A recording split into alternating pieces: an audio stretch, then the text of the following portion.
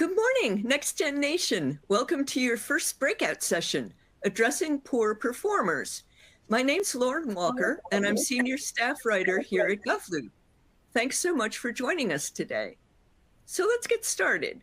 Poor performers don't carry their weight on a team, and they negatively impact morale, collaboration, and the overall productivity of your organization. But addressing low performance can be incredibly sensitive and awkward. Today, our expert will walk you through how to approach this conversation and how to set appropriate next steps. But first, we have a few reminders. If you're on X, what used to be called Twitter, we'd love to hear what you're learning. Please use the hashtag NextGenGov, all one word, to share your takeaways. We have some great additional resources available for you to download from your console. Use the resource list button in the gray box near the bottom of your screen. Those resources include this slide deck. They're also available in the Resource Center in the main environment. We hope you won't have any technical difficulties, but if you do, send us a message in the Q&A window on the left side of your screen. If you don't see that window, use the button in the gray box to open it, and my colleague Maddie will help you out. In that same Q&A window, you can also submit questions for our expert. Feel free to drop them in at any time during the session. We also have a group chat available for you today, where you can interact with the other folks attending this session. That's the button on the far right of the gray box. We want to hear from you, so don't be shy. If you miss anything, don't worry. Tomorrow, we'll email you a link to the entire event. That will go directly to your inbox. Finally, we're giving out 1 CPE credit for your participation in today's session. To get that credit, there are 3 things you need to do. 1, stay and participate for the whole entire session. 2, take all the polls. And 3, fill out the post-event CPE evaluation to obtain your credit. The polls will be shown in the slides window. Select your response and click Submit to send in your answer. You will find the CPE evaluation in the resource module on your console, that's in the resources list, or at the Resource Center in the main environment. All CPEs will be mailed directly to you once we confirm that you've met all the requirements. Okay, with the housekeeping out of the way, let me introduce you to our expert. Joining us today is Erica Roberts. Erica is the founder of X is Possible, and she's a former government employee. Thank you so much for being here, Erica. And with that, I will hand the reins over to you. Thank you, Lauren. And thanks to all of you. Whenever I talk to any government, civil servant, public servant, I like to start off with a thank you for your service. So I appreciate you for what you do for the country and in your particular mission areas. And I especially appreciate everyone for this investment of your time into you. So I'm going to, at the outset, I'm a trainer at heart. I'm going to tell you, I want you to think about how this investment of time will support your growth, your team's productivity and performance, and potentially your overall success as a professional. All right. So with that, I am here today to talk about addressing poor performance, specifically within the government sector. And we're going to discuss some strategies for managing performance issues in a respectful way that are also focused on results. And this ties into the executive core qualifications, which I will also mention and kind of weave throughout as an ongoing professional development for you. I want to just let you know a little bit more about me. I spent almost 20 years in federal government, and I was reflecting as I came in on the very first position, and that was as a training director. My first management supervisory position was it was 2008 as a training director. And one thing that stood out to me was that there was no training on how to be a manager, how to supervise other people, how to lead teams, how to plan for results as it related to the tasks and the outcomes that I was assigned. And as a training director, I had the dual role, not only for thinking about how that affected me, but also how did that affect the hundreds of managers throughout our organizations who went from being a team member one day or coming outside the organization in some cases to now having to lead others and manage performance. And I realized, there's nothing here to help guide these folks into this very, very important role. So again, I applaud you for taking the time and being proactive and learning this on your own. In addition, I will tell you, I've also trained with Office of Personnel Management, and I've trained managers from all over the federal government. And I can tell you it wasn't limited to my agency or my experience. So that's an experience that many new managers face.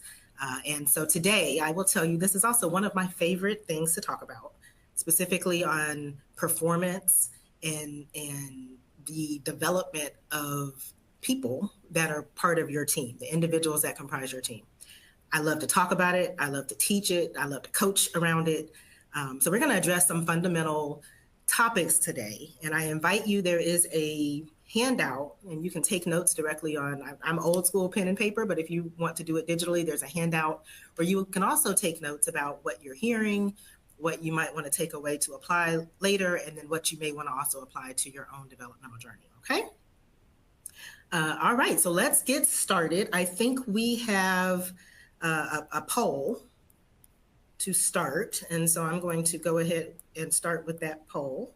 And how comfortable are you coming into this in addressing poor performance within your team? And you can let us know if you are A, very comfortable, B, somewhat comfortable, C, neutral, D, somewhat uncomfortable, or E, very uncomfortable addressing poor performance with your team. And I think our poll is live, so you have a few moments to go ahead and let your voice be heard.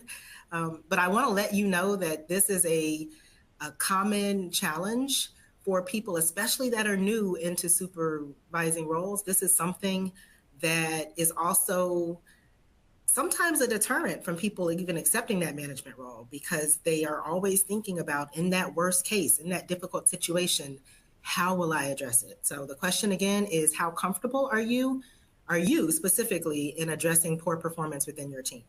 Whether you're a supervisor already or whether that may be an aspiration for you. Are you A, very comfortable, B, somewhat comfortable, C, neutral, D, somewhat uncomfortable, or E, very uncomfortable?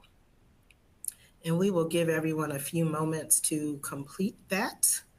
And then move on. So I will also invite you, as folks are completing that, if there's any specific objectives you would like to achieve or any questions you came in like I hope Erica addresses it, go ahead and put that in the chat, in the Q&A too, and we will try to weave that in throughout. So I'm seeing a couple of questions in here. All right, so the amount of time you have the poll up is perfect. Okay, perfect. Okay, so are we ready to move on? I think we could go. I think it's been a minute. Perfect. All right, so we have the results.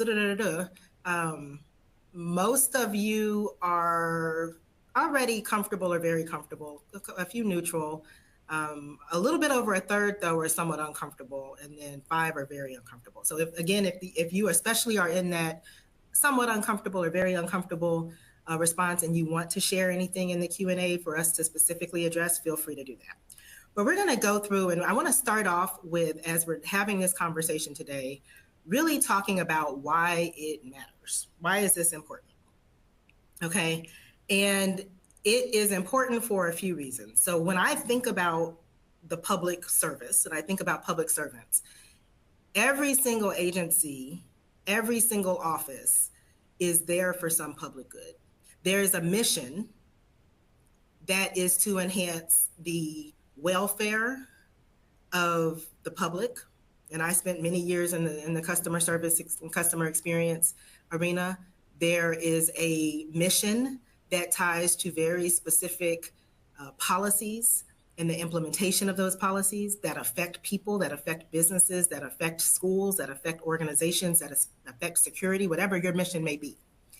And so it's important for meeting those organizational goals and really driving the results from the organizational level and maintaining that actual very high standard and high important standard and results of what we actually do in the government.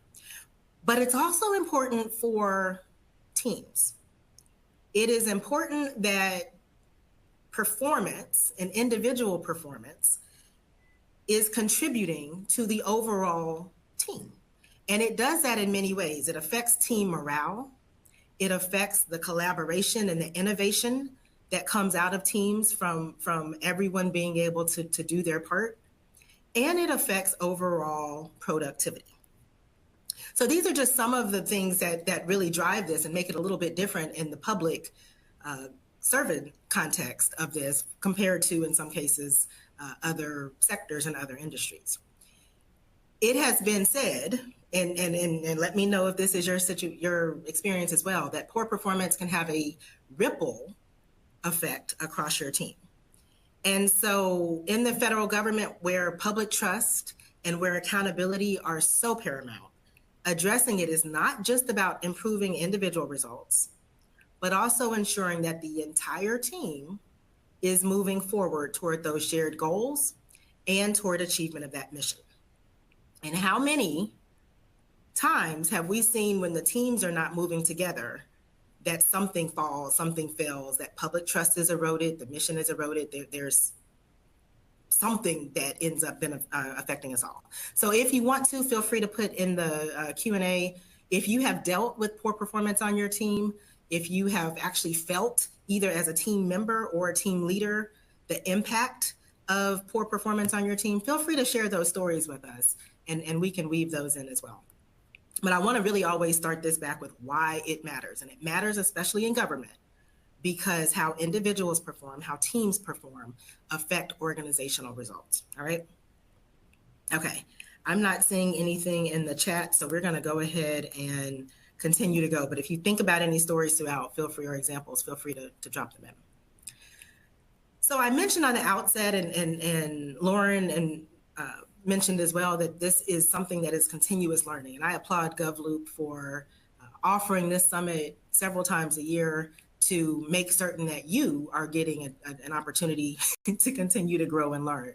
I also mentioned that this is not always something that will be provided. Training is not always provided by your agencies or your supervisors.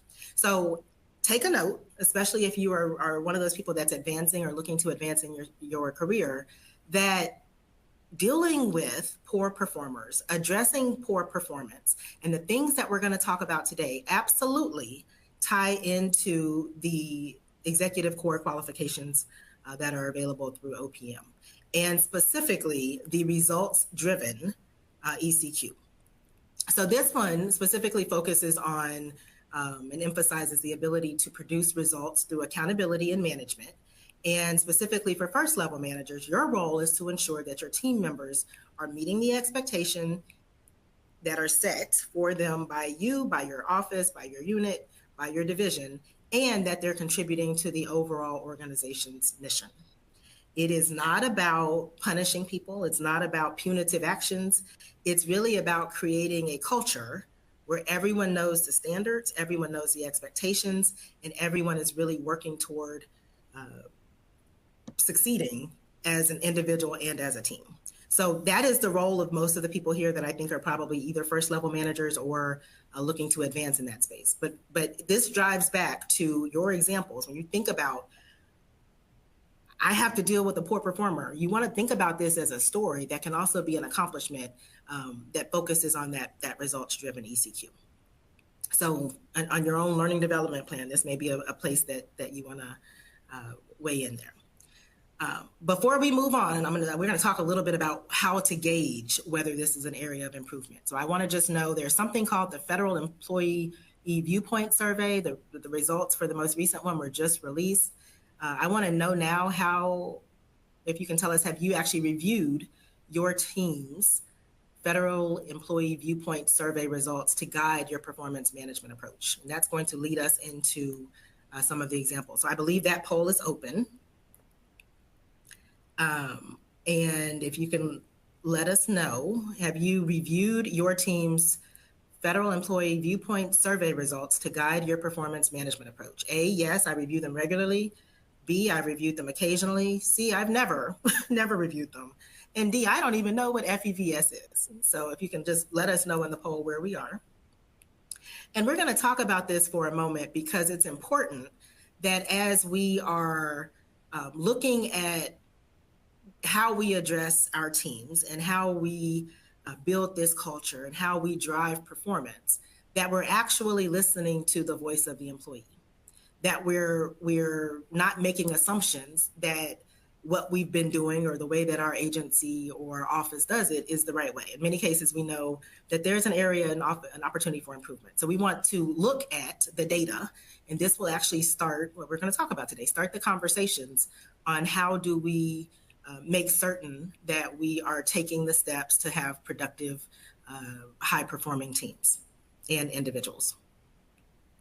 And while you're doing that, again, there's a poll up. We'll leave it up for a few more seconds. Have you reviewed your team's FEVS results to guide your performance management approach? A, yes, I review the results regularly.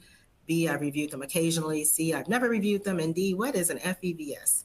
So I think I'm going to move. Have we had it up? Yeah, we've had a minute. All right. So this is heartening in many ways and a little concerning in others. So I'm going to go ahead and review the results. Yes, I review them regularly.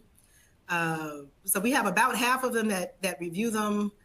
No, let me do my math. We have about 38%, it looks like, that either review them regularly or occasionally.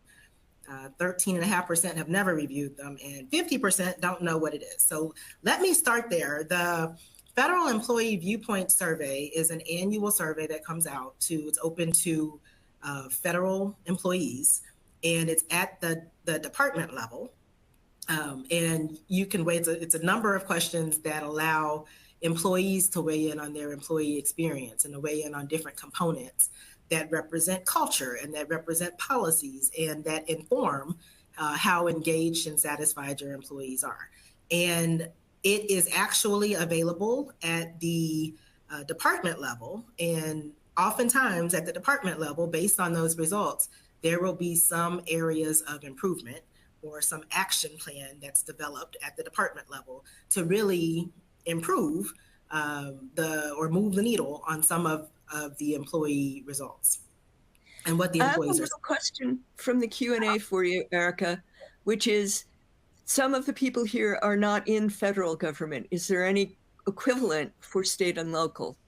There often is an equivalent for state and local. It is not always called employee viewpoint survey. There may be pulse surveys or some other kind of employee-wide feedback mechanism, and that's something to look for. If you want to contact me and tell me what state you're in offline, I do actually have a list of some of the states that have something that is similar. But if not, this is an area where I think it makes sense, and let me know if you agree if you ask that question, especially to collect this information and really know what employees are saying, and where you may be able to improve the experience that they're having, the satisfaction that they feel, because those are all, there's data that shows that the satisfaction from employees is actually linked to their performance. All right, so this is something that you can use. And many of the surveys or private sector organizations oftentimes have something similar as well, although they don't call it necessarily an employee viewpoint survey. But they often have questions, and the questions, you can look through the questions and see which ones actually link to how I address performance, how they're experiencing something within this organization. So I'm going to look specifically at the Federal Employee Viewpoint Survey, and there are a couple of questions there that specifically that if you are in the federal government, you want to look at. You can look at this at the agency level, but over time, it's also released at the office level, and then sometimes even a division level, depending on how you're structured. So a couple of questions are, how satisfied are you with your supervisor's ability to manage performance? And does your supervisor address poor performance effectively? They oftentimes ask for first line. They oftentimes ask for, what about your supervisor? How do they address these things? And that will actually give you a lot of insight into what employees are perceiving about policies, about practices, about approaches, about communication, about clarity, about leadership, about visioning. It's a lot of things that you can take as a leader from the data that comes out of either this survey or others, if that's something that you are interested in. Okay.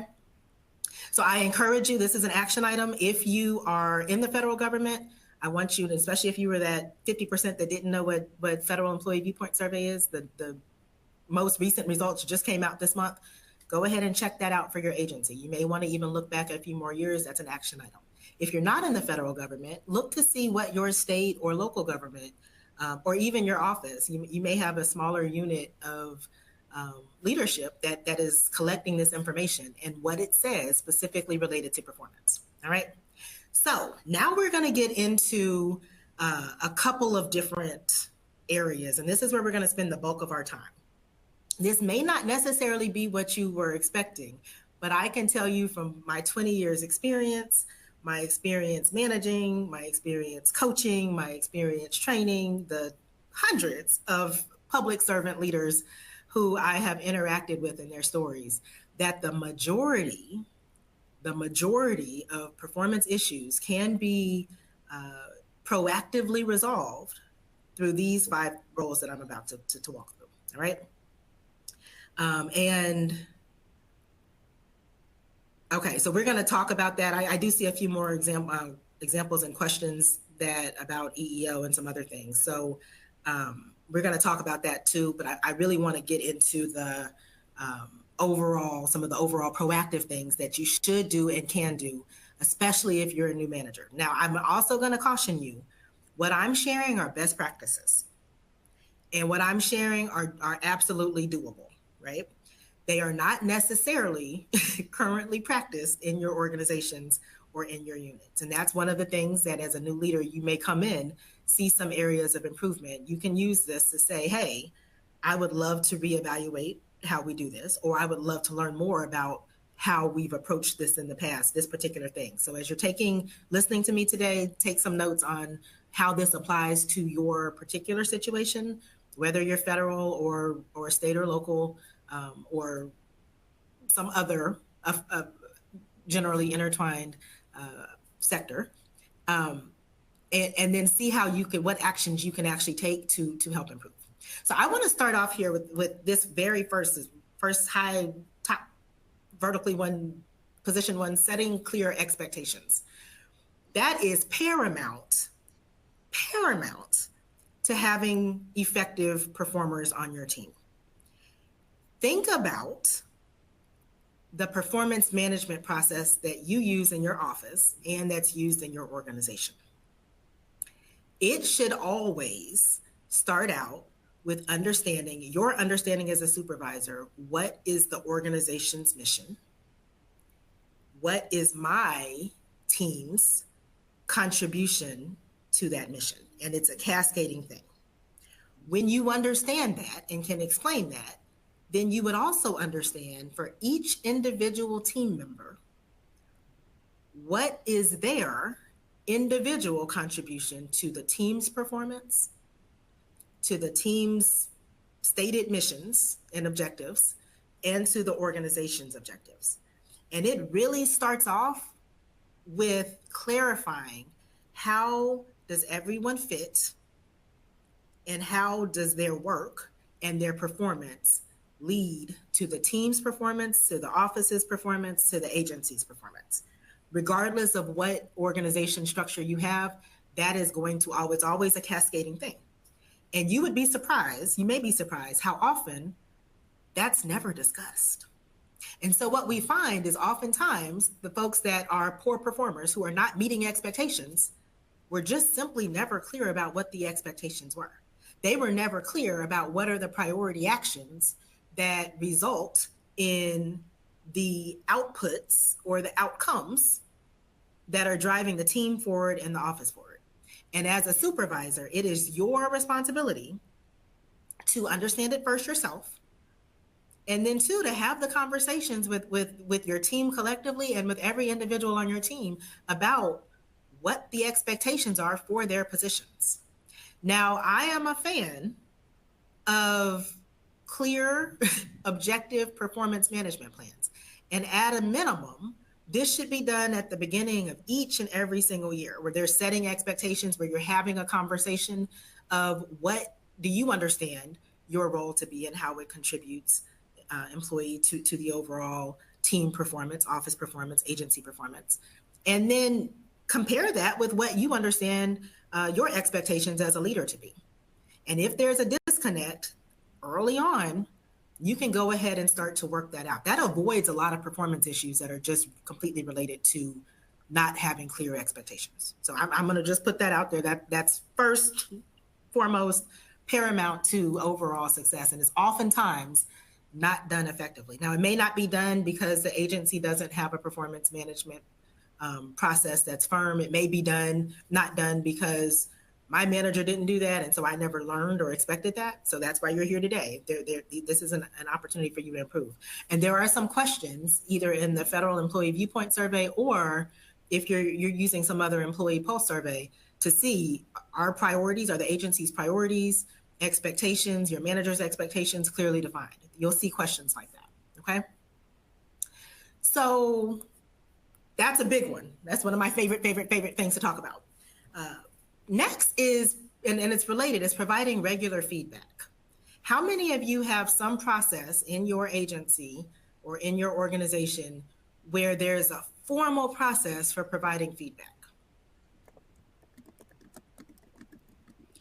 That may happen for some folks once a year during the performance appraisals. That may happen twice a year if you do a appraisal mid-year check-in. This should be happening regularly, okay? Again, this is a proactive way to not even necessarily have to have the difficult conversations that when it moving to grievances and PIPs and all of that, which we are going to talk about. But before you even get there, as a manager, you should be providing feedback. And the feedback should be based on, one, what the expectations were, and two, how they're performing with respect to those very specific, very objective, very measurable output goals, outcome goals, behavior, performance goals, right? And so I'm going to, best practices, it may vary depending on, you know, the level of individuals you have on your team and the kind of work that they do.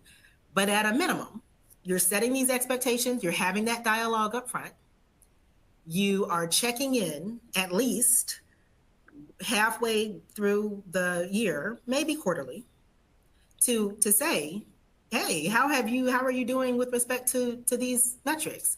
Are you having any challenges? If they say, and I've had this happen with very few of the people that I've managed actually, but it's happened, where they're like, I'm doing amazing, and they really aren't, then that's a way for you to say, okay, you're viewing this differently. So let's look at specific examples, and this is a way for us to make certain that there are no surprises. Specific examples of, yes, you did a great job here. That's exactly how we need to do this. It led to this. These were the results. This one, we had a couple of delays. We had a couple of areas of improvement. Let's talk about it. Is there anything that you need from me to be able to help? Sometimes they might say, I need to be able to meet with you more often. Sometimes they'd say, I don't quite understand the goal. Sometimes they might need some kind of an accommodation. Whatever the case is, you can understand that better in real time when you're providing regular ongoing conversations and providing feedback on an ongoing basis. All right. Where does providing appropriate resources? Yep. So that's providing feedback and having some of these discussions. And to the person that asked the question, where does providing appropriate resources fall into these 5 keys? It's also removing obstacles. So in the conversations that you're having on a regular and ongoing basis with employees as a manager, they may say, I have some, I don't quite understand this thing that's required for me to effectively do my job. I don't quite understand this policy. I don't quite understand this law. I don't understand the process. We don't have a process. I need training on this. I need a different type of screen reader. Whatever the case may be, that's an obstacle. That's that next key, that's removing obstacles. And so while you're having those conversations, that's an opportunity. Again, this is not a one-time thing, and it's not a once a year thing through a formal process. You're having those ongoing conversations, and you are looking to see, if this is an obstacle for you, what can we do to remove it? And you're checking in to see, did that solution work? The other thing you're checking to see is if this is an obstacle for you, team member A, and you said something, Maybe team member B or team member C has the same issue and didn't speak up. So that's an opportunity for you all to also, as managers, kind of take a pulse of your team to see, do we need to, is this something that is not an individual, but is more of a team issue, or maybe even sometimes more of an office issue that we can really move the needle on. I will tell you that in these first three, especially that you see, it's a lot of communication. It's a lot of communication here. And I completed the Senior Executive Service Candidate Development Program in 2018. And prior to that, I had done an SES detail with an agency that was outside of my work history. I had never worked with them before. And I was able to go in, it was supposed to be 4 months, it ended up being extended as the director, the SES director of this organization. And one of the things that I noticed early on was when I first started, I looked at their FEVS results, and they were horrible. They were mostly negative on anything related to fair treatment, clear expectations, several different areas. They were horrible. And so in that time that I had, it was only a few months, I actually convened some employee working groups and listened to them and had the conversations and got at some of the root causes. And some of the things that they had complaints on, we didn't focus on. I'm like, that we can't change your pay scale. That's not how it works here. But the things that we could address, the team collectively did, and they spoke and represented the other employees within that division. Don't you know that by removing the obstacles that we could address, their numbers completely reversed from mostly negative to 100% positive, or there was maybe 10 or 15% neutral in some of those.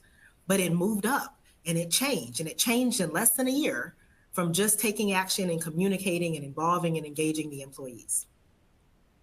All right. The next thing I want to look at, which is in this toolkit, and a lot of this again is preventative, is coaching and development. And so that means that, yes, managers, we are responsible for recognizing what the obstacles may be to good performance. And to the extent that it is feasible and practical, coaching and investing in professional employee development for those employees. So if they need to learn something, if that's the reason that they are not performing, or if that is the thing that's going to move them to performing at a higher level, part of your job as a supervisor is to coach and to develop. That's an important part.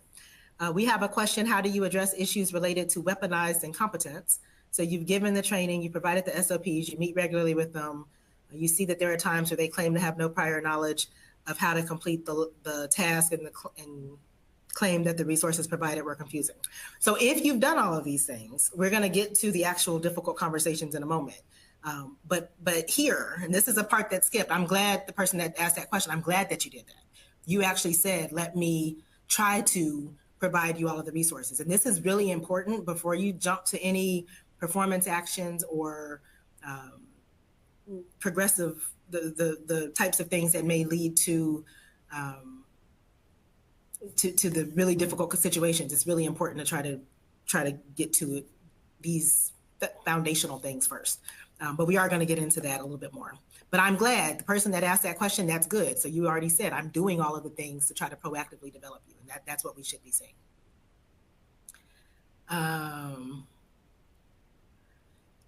And the same thing is true. So there's another question about what about different generations? Recognizing, especially in this coaching and development role, that people have different motivations. So there are some people that are new and they're trying to learn new skills and get new experiences, and having this regular communication with those folks is important. It's important for coaching and development. For the folks that are, there's a question specifically about folks that are close to or nearing retirement to continue to perform. Again, part of this is having the development around knowing what their goals are. So what are your goals post-retirement? How can what you're working on contribute to whatever your goals are, or your interests are, or your passions are? And some of that actually specifically relates to coaching. That's understanding who you're leading, understanding what their motivators are, and to the extent possible, working with what your planning is for your office and what the objectives are that you're setting and the expectations that you're setting to make them have them satisfied and engaged in the work that they're doing, even until that last day before they leave. All right. That last piece is just kind of a collective, and that's creating a supportive environment. So that is leading in a way that says, yes, I'm open to all of the things. We want to support you. We want you to be a contributor to the team. We want this to have a good, safe, psychologically safe, productive environment within this team, and really being proactive with that. Okay, so Lauren, are there any questions that I've missed so far? There are some that you've addressed about things like a good performer who's become bad over time. How do you get them back to where they used to be? Yeah, I'm And seeing a also few some- others. So I inherited Yeah. a staff person. So I've inherited over my time, I've inherited lots of staff people. And part of and I'm glad somebody mentioned that one as well, because oftentimes when you come into either you are the new leader of a team or you come into a new environment completely, and there's just been people do things in different ways. What I have found is oftentimes the expectations of those individual roles or the team norms were never set. And so coming in, when you inherit somebody, check in to see, what do you understand? Those early conversations, what do you actually understand your role to be? And you may find that they really don't know. Sometimes it's feigned ignorant. Sometimes it's actual legitimate, I don't know. And we've had managers throughout. I've seen managers and trained managers and coach managers that they did things how it was done before. So they never actually learned, oh, I should be understanding how this contributes to the higher level organizational goals, and I should be explaining, and I should be having conversations, and I should be documenting the conversations. They never, and I should be inviting questions and potentially having open door sessions or times allotted where people can come and actually ask me questions or get feedback on their performance. They never knew that was a thing. So really, if it's never been done, then how do you hold somebody accountable for doing something that they didn't know? I'm glad somebody mentioned that. That's a chance to kind of reset with those employees. And I have successfully reset several of people who had been labeled as poor performers just by taking a different approach with them. So that's something that you may want to be able to kind of think about. How can you do that? All right. Okay. I'm trying to also look through the comments. So if there's anything that we haven't mentioned, Lauren and I got you back. We're up here looking for you. Okay. So I want to ask a question, and some of you have posted this, but for the poll, how often do you set clear, measurable performance expectations for your team? Do you do that annually? Do you do that a few times a year where you check in? Is that a monthly thing or never? Okay, and looking at the questions, one of the ones I noticed is people asking about how you would assist people who have a substance abuse or medical issue, because that can affect their performance in a different way than, say, just losing interest. So you have to be careful around asking about anything medical or health related. But what you can, going back to that slide and one of those 5 things about removing obstacles, if, for example, someone has a medical issue, you can ask questions. Is there anything or any resources that you need that can assist with you overcoming whatever obstacle they just said? So if they said, I can't make meetings, the meetings are scheduled at 10 o'clock and I just can't attend those, that they're too early for me. You may ask them what would help this situation, what would alleviate that. And they may offer, well, I have doctor's appointments every day that time. So then based on that, you may be able to see, okay, well, have you looked at rescheduling the ongoing meetings? That's just an example that came to mind. If there's more a specific example that you want to ask about, feel free to do that. But oftentimes you want to be careful about not prying into privileged, confidential medical information. At the same time, you are looking as a manager to ensure the efficiency and the productivity of your office and your organization. So you really want to think through, what are the resources that we have available? What are the accommodations that we can make? What are the changes and processes that we may be able to do to overcome this particular obstacle? And then in some cases, they are not that simple, and that's where you would start to engage your LMR, your labor relations people, your employee relations people, and others to make certain, depending on how you're structured, to make certain that the processes for other accommodations can be considered. Good question. All right, so on this one, about a little bit more than a third of you look at and set clear, measurable performance expectations annually, 20% monthly, and 43% a few times a year. So I'm going to encourage you, if you're in the annual or the never, then I want you to think about how can you at least check in with clarifying expectations and making certain that there are measurable performance expectations and that your employees know them at least a few times a year, if not monthly.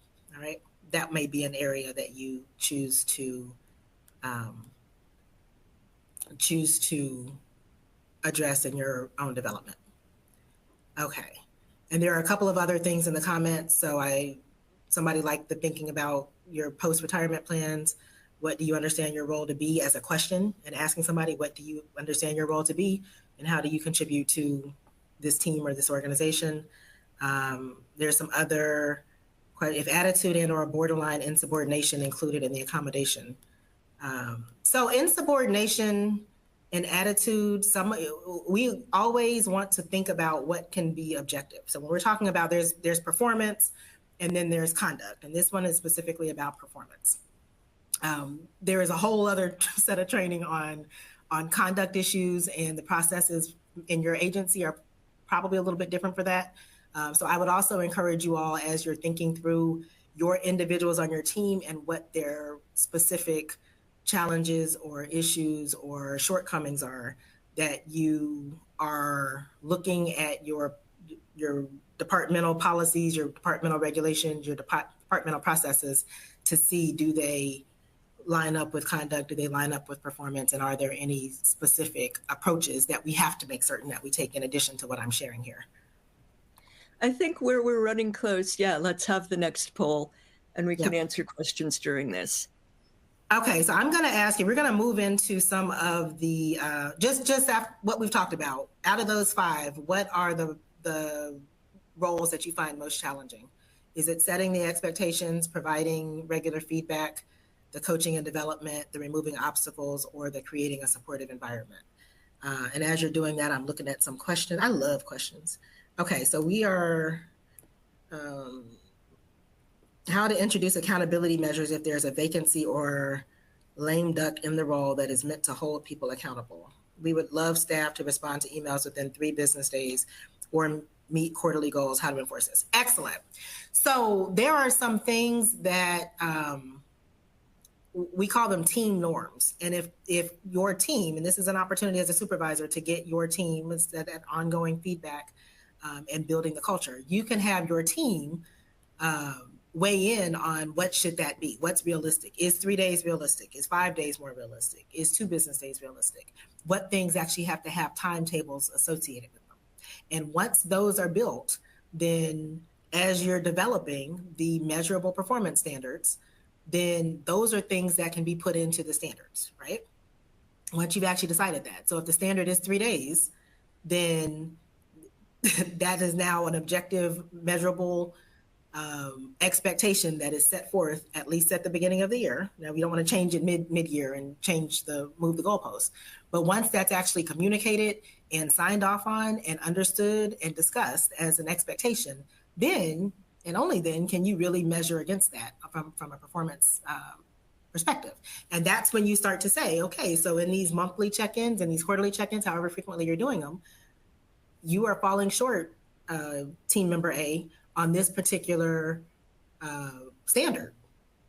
What's up with it? How can we help? What's the challenge? And then that's when you start to do the things that we talked about to either remove obstacles or what we're about to talk about, and having the critical conversations about either improving it or having some consequences for not. So we're about to close this poll. I just wanted to see, you all are most finding it most challenging to remove the obstacles and the coaching and development piece. Followed by providing regular feedback. So coaching and development, there are probably some courses either through GovLoop or in other agencies, through your agency or other organizations, that you can find some help on how do you actually focus on the coaching and employee development. Removing obstacles, I would encourage you to talk to your HR and to review your policies and regulations on that. All right, and then providing regular feedback, that would be in the midst. There's a lot of training out there on how to do that. Again, you want to check with your internal policies to make certain that you're doing it consistently. All right, and so, and you see that all of these things again are linked to the executive core qualifications, and that you can benefit from improving in these areas. So I want to move on now and talk about the difficult conversations that some folks are experiencing. And this is oftentimes when we say, let's address poor performers, folks jump straight to a PIP, a performance improvement plan. They're thinking that. And so again, I want to encourage you, all of those other roles that we just talked about, exhaust those before you jump into this. It's good for culture. It's good for the team morale, to see that you are working with people. But it's also at some point necessary. Those who just don't respond to your communication, your feedback, your clarifying things, that is when you are moving now into these crucial conversations. So you want to prepare for the conversation beforehand. And this is where you want to actually gather evidence and examples. So this is when you want to say, I'm going to use I hope there are no Janes on here. I'm going to just say Jane, we've had these conversations. We've talked about the expectations. We've talked about your performance here. Unfortunately, it's still not meeting the standard. So we really need to have a plan on how to improve that, and really need to see some improvements in the next 3 months, next 6 months, whatever your agency allows as far as your time frame. Here are some specific examples of where it's fallen short that may be affecting your overall performance, your overall numbers, and then go through them. And here is still, it's not a pointing fingers at Jane. This is really a conversation, Jane. Jane, you are confronted now with this very specific example. The measure was 3 days. Across all of these examples I'm sharing right here, it took you 2 weeks. That has dropped your numbers significantly. We must improve that. What are we going to do to improve that? We have to improve it in the next 3 months. Okay, you're being respectful with Jane in the conversation. You're inviting Jane to really, again, share. Jane may now tell you, well, I have a medical issue, or I have a health issue, or I've been having these other things happen in life. And at this point, then you're having to say, okay, well, we are in an accelerated timeline now, Jane. So let's start to do these types of things as a plan on really addressing those obstacles that you just mentioned, those shortcomings that you just mentioned. If Jane says it's training and you've already, remember in those other ones you already looked at, no, we gave you training for that, Jane. That can't be the issue. Then you're really looking at saying, this is what's expected of you. You as a manager are going to have to, when you start to do this kind of accelerated individual work, specifically addressing very specific tasks or projects or efforts or work that the employee is doing, this is where you also have to be engaged.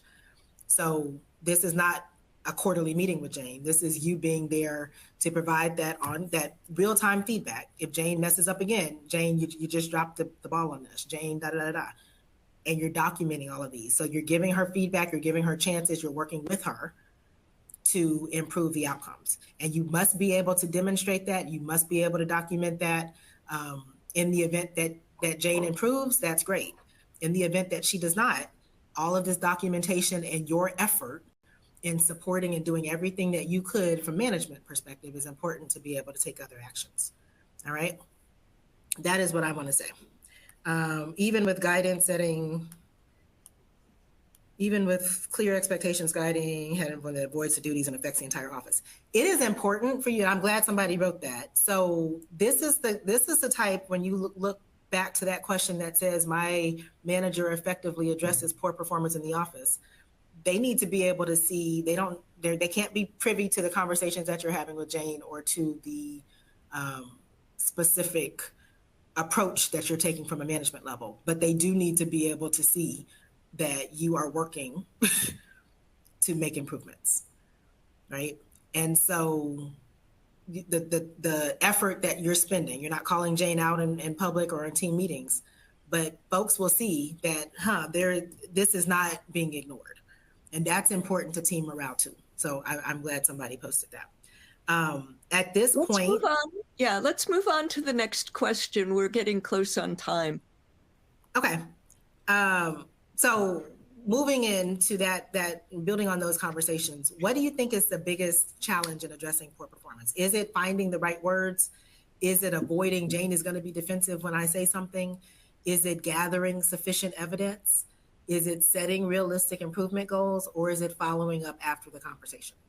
So those are the things that I just walked through. You have to approach it with the documentation and the specific examples and the expectations, and talk about that from an empathetic way.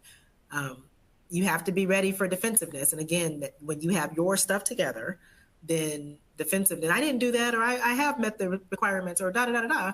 You literally have paper and evidence that says otherwise, and that's confront the person with that conversation. But gathering the sufficient evidence, again, documentation is important. Setting realistic improvement goals, or following up after the conversation. Which of those is most challenging for you? And let me know. I've got a good question here in the Q&A. Often personnel receiving performance improvement counseling raise concerns about others receiving favoritism. Are there best practices to prevent perceptions of this nature when it's not the case? Yep, keep it objective. And so again, you're having the same conversations with every individual and with your team about, this is where the team is going, and then with the individual, these are your individual expectations. This is how your role contributes to the team's performance. And when you start to have those, so two things happen. Then it's not only Aaron that's getting the private conversations, and Jane didn't. Everybody, that's an office practice that the manager is meeting and really working toward everybody's success. The other thing here, and I'm looking at the question, but favoritism, that's a question on EVS too. The other question though is really checking yourself to see, are there opportunities that I'm giving Aaron that I'm not giving Jane? There are biases, recency bias, and all types of biases that come in. That's a whole different training that come into play. But you may want to check yourself to see if the FEVS scores or whatever employee viewpoint or pulse scores are coming in are telling me that there is some kind of perception about favoritism. Let me see if I can learn more about what's fueling that. That might be a work group, or that might just be, I want to move on and think about, check myself to see if there's anything that I'm doing or I can improve on. And that goes into your own development plan as a manager. But that's a good question. Folks say finding the right words and avoiding defensiveness. So finding the right words, that can, in many of the experiences I've had, be, you can kind of overcome that by just preparation and really looking at the facts so that it's not personal. And oftentimes we have relationships with the people we manage and we don't want to hurt their feelings. So keeping it tied to, these are the performance objectives. This is why it matters. And we value you and want to see you win and succeed. Those types of things can help with the conversation. The avoiding defensiveness, and I in my week-long workshops, I usually take people through a case, and it's one of the most interesting stories ever with one of the most defensive people ever who always had an excuse for everything. You can be prepared for that with, again, the facts. So your defenses can't overcome the fact that you didn't meet the expectation. And this is what's required of the position. So if all of the only thing that somebody can really say that's a legitimate defense is that's not true, or that data is not accurate. And so that's where you have your documentation that either shows it is, or where then you need to spend the time as a manager to go back and gather it so that you can make a case. Again, this is not punitive. This is really looking to succeed in your organization or team.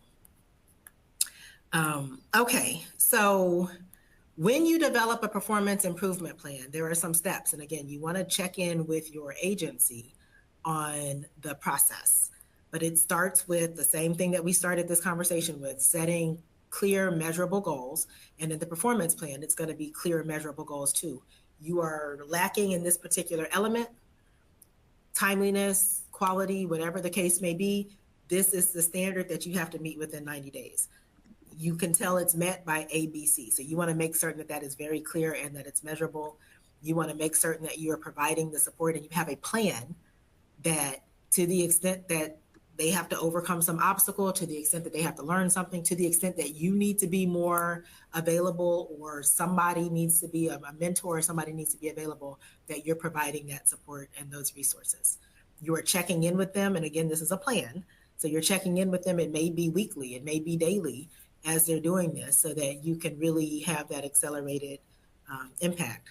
And then to the extent that at the end of the 90 days or whatever the period is, they have not improved, you're addressing those consequences. And then you're doing that in line with how your agency requires it.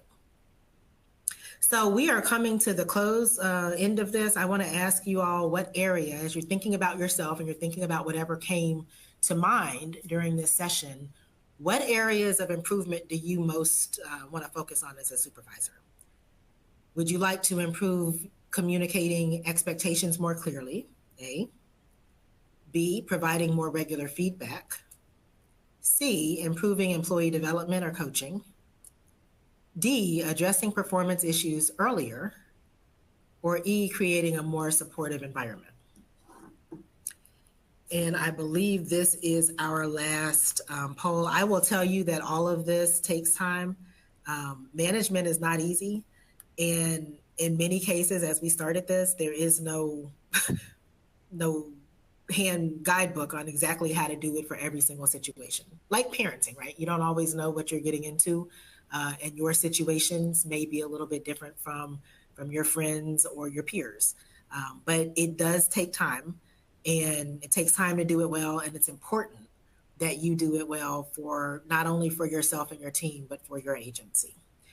The monitoring the work, the approving the work, the managing it, all of that is an important function of supervision, and one that we thank you all for agreeing to do. So I see that a few of you most of you want to be very focused on addressing your performance issues earlier. And so really thinking through that. And again, that comes through the ongoing communication, the regular ongoing communication, and the setting and clarifying expectations. Some of you want to communicate those expectations more clearly. Good. Improve your employee development, provide more regular feedback, and then not as many of you are focused on the creating more supportive environment as a priority, but I know that that is in the back of all of your minds. I want to close this by thanking you for joining us. This hour has flown by. There are other, I know GovLoop has some other tools and resources that are available throughout the year to build teams, to address poor performance. We also have at X is Possible more materials and resources, and even full programs, including our Future Focus Now Leadership Development Program. There are different areas, and if this is an area for you, we're happy to do that. We have consulting for organizations and coaching for individuals as well. So I appreciate you. Again, thank you for your service. And I am Erica M. Roberts signing out. Feel free to connect with me on LinkedIn. I would love to see how you're doing. Okay. Thank you so much, Erica, for sharing your wonderful insights and energy. You've given me a lot to think about. Thank you also all for participating in the chat. It was a particularly great and active chat. And thank you also to our 2024 NextGen Partner Alliance for helping us put on today's summit. So what's coming up? A few quick reminders before you log off the session. Don't forget to fill out your CPE evaluation to get your credit. And if you haven't already, head over to the exhibit hall to check out our amazing booths. Up next, our lunch keynotes will start at 12:30 p.m. Eastern, and you can access that session through the conference hall in the main environment. And we'll see you there. Thank you for joining us.